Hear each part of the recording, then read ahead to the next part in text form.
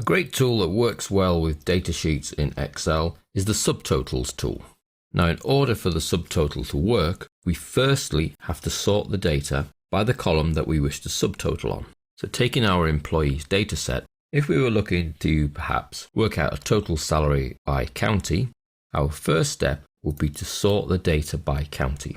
So we select anywhere in the county column and choose the A to Z option so that the counties are in alphabetical order, and we can see that that's worked.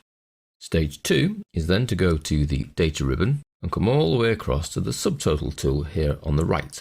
We choose the subtotal tool, that will give us the subtotal dialog box, and then we need to answer the questions correctly. At each change in, well, what I would like to happen is every time the county changes from one county to the next, so coming down this list, it will do all of County Durham, then go into the next county, then go into the next county.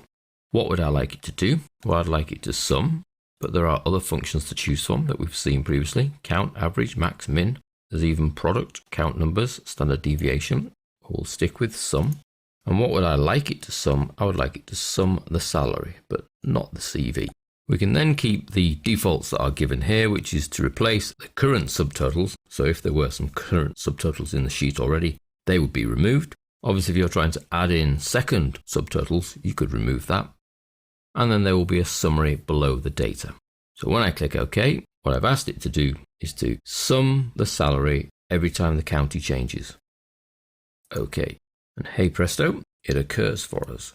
Now what happens is when it reaches the end of each county, as it's done there, it inserts a new row and says County Durham total. And then if we move across to the salary column, we can see it's worked out the sum of the salary.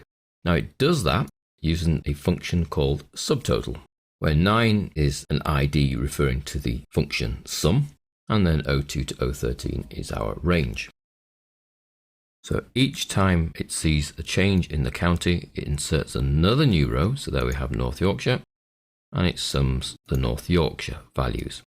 Now, as well as inserting the row and inserting the total, we also get added in, you'll see on the left here, a system called outlining. Now what that allows us to do is actually compress and hide rows. So if I click 1 here, for example, that hides everything except the grand total, which if I scroll across, is now too large to see. So let's widen the column. That's the grand total. Whereas if I click 2, that shows me all the county subtotals effectively. And then 3 returns all the rows so we can see everything together. So this is subtotaling. Now it uses, if I use the 2, the subtotal command, and the reason it uses the subtotal command as opposed to the sub command is that we can add this subtotal here for the total that actually covers all the rows. But what it won't do is it won't subtotal the subtotals. Whereas if we put sum in each of these subtotals and then sum in the main grand total, it effectively will double count because it will add the sums as well as the individual values. And of course, it's very easy to control and set up. Should you wish to remove subtotaling, you go back to the subtotal option, that brings the dialog box back up, and we choose remove all. And that takes away all of the subtotaling.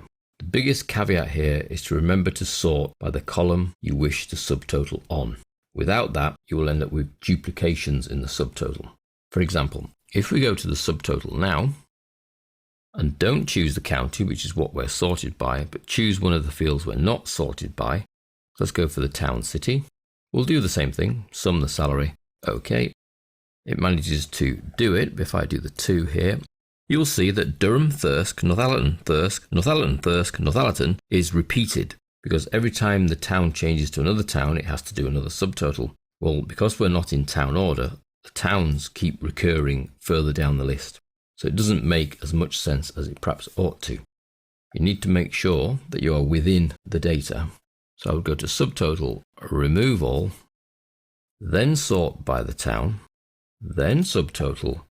At each change in town, sum the salary, OK.